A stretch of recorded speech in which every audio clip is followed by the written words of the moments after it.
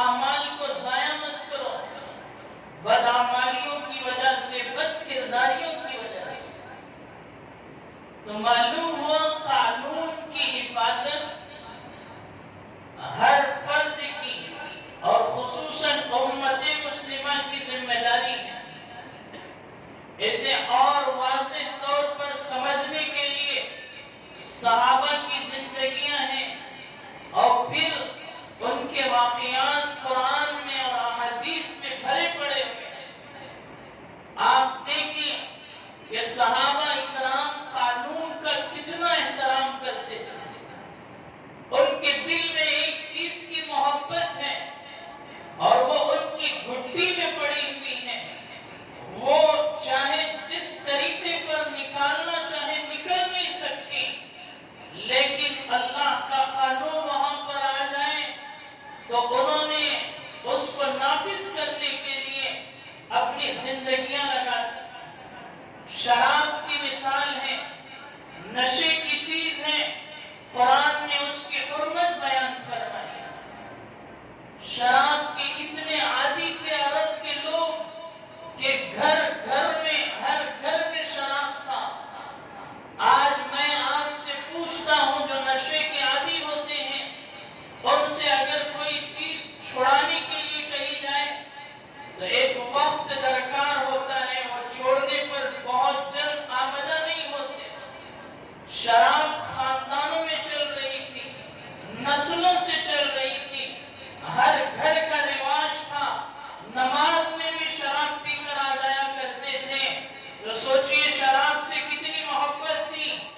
اللہ کا فرمان، خدا کا قانون نازل ہوا کہ شراب اب تم پر حرام کر دی گئی۔ قربان جائیے صحابہ کی ذات اقدس پر، جو گھروں میں مٹکے تھے ان مٹکوں کو توڑ دیا، مدینے کی گلیوں میں شراب بہائی گئی۔ یہ قانون کا ادب و احترام ہے۔ مسلمان سمجھتا ہے کہ میں آزاد ہوں، میں اپنے بیوی بچوں میں مست ہوں، جس طرح چاہے زندگی گزار لوں اور مجھے کوئی یہاں پر پوچھ گچھ نہیں۔ دنیا کے قانون سے تو بچ جاؤ گے، آخرت کے قانون سے کوئی تمہیں بچا نہیں سکتا۔ امت مسلمہ کی ذمہ داری ہے، اور جس ملک میں جو آدمی رہتا ہے اس ملک کا ہر فرد اس بات کا ذمہ دار ہے کہ وہ اپنے ملک کے بنائے ہوئے قانون کا ادب و احترام کرے، اس کی حفاظت کرے۔ لیکن یہ نہیں ہو سکتا کہ حکمرانوں کے لیے کوئی قانون نہ ہو اور غلاموں کے لیے، مزدوروں کے لیے، غریبوں کے لیے قانون بن جائے۔ دنیا میں جو فتنے و فساد برپا ہوتے ہیں، ایک تو قانون کو توڑنے کی وجہ سے، قانون کا ادب و احترام اپنے دل و دماغ سے نکالنے کی وجہ سے۔ لیکن علماء نے لکھا کہ 5 بنیادی وجوہات ہیں جس کی وجہ سے قانون ٹوٹتا ہے، اور قانون کی پامالی ہونے کی وجہ سے دنیا میں، ملکوں میں تباہی اور فتنے و فساد برپا ہوتے ہیں۔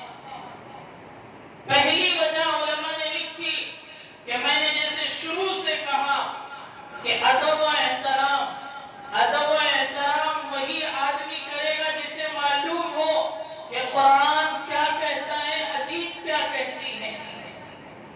جب وہ اسلام سے دور ہو، اسلام سے ناواقف ہو، تو اس کے دماغ میں قانون کی حفاظت اور قانون کا ادب و احترام کہاں سے پیدا ہو؟ تو سب سے پہلی وجہ اسلام سے دوری ہے۔ آپ نے دیکھا کہ اسلام میں جتنے نقصانات ہیں، ان سارے نقصانات کا تدارک کرتے ہوئے قانون کا ادب و احترام کرنے کی ہمیں ترغیب۔ دوسری بنیادی وجہ قانون کی ٹوٹنے کی وجہ سے جو زوال ملکوں میں پیدا ہوتا ہے،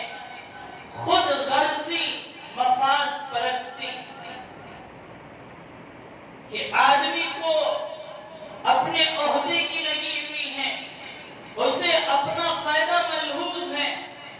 آپ دیکھیں حکمران جو بیٹھے ہوئے ہیں اور جو حکومت کر رہے ہیں، دنیا بھوک سے لت پت ہے، لوگوں کو کمائی کا ذریعہ نہیں، آمدنی نہیں، لوگ پریشان ہیں۔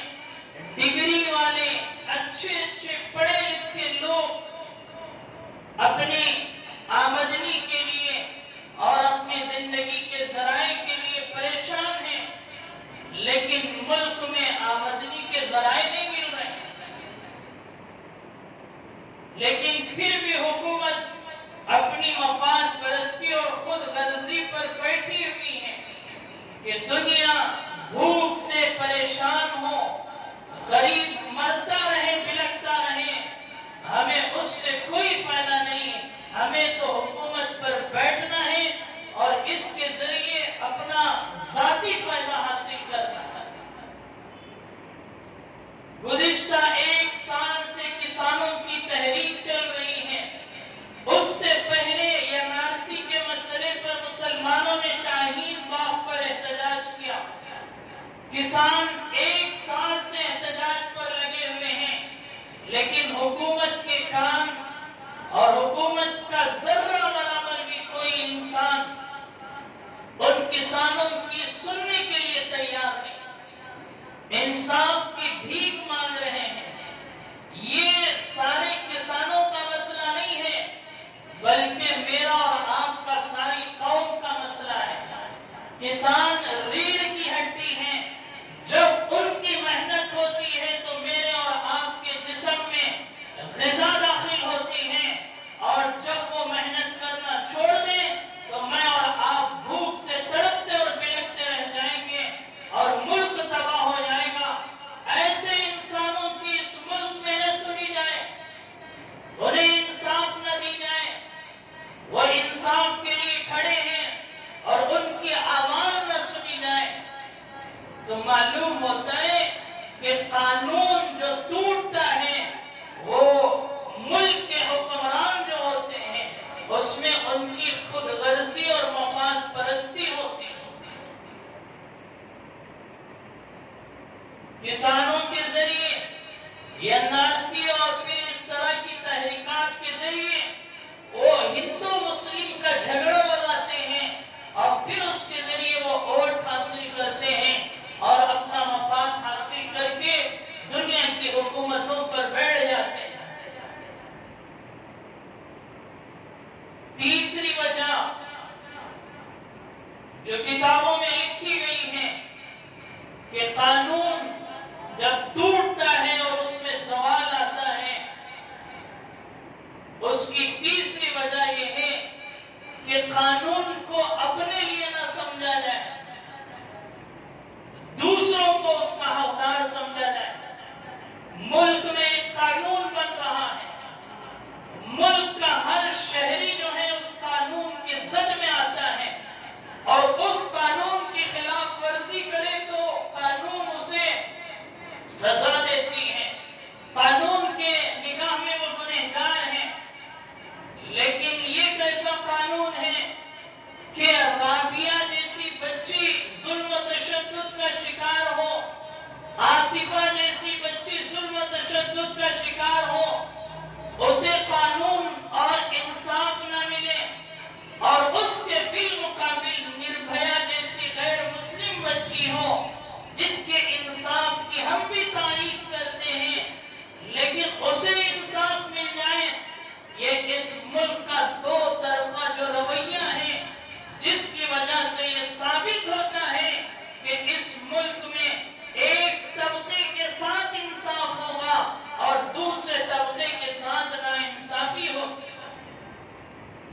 ابھی لکھیم پور میں کسانوں نے جو احتجاج لگایا ہے اور جو دھرنا دیا ہے، تو ایک ہمارے اس ملک کا وزیر ہے، اس کا بیٹا جو ہے اس نے کار چلا دی اور 4 کسان اس میں ختم کر دیے گئے، اور اسی ہنگامے میں اب تک 9 کسان قتل ہو گئے۔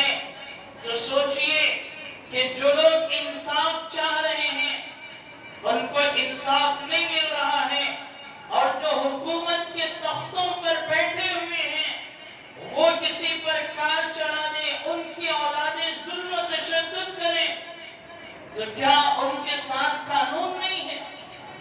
کیا وہ قانون کی نگاہ میں گنہگار نہیں ہے؟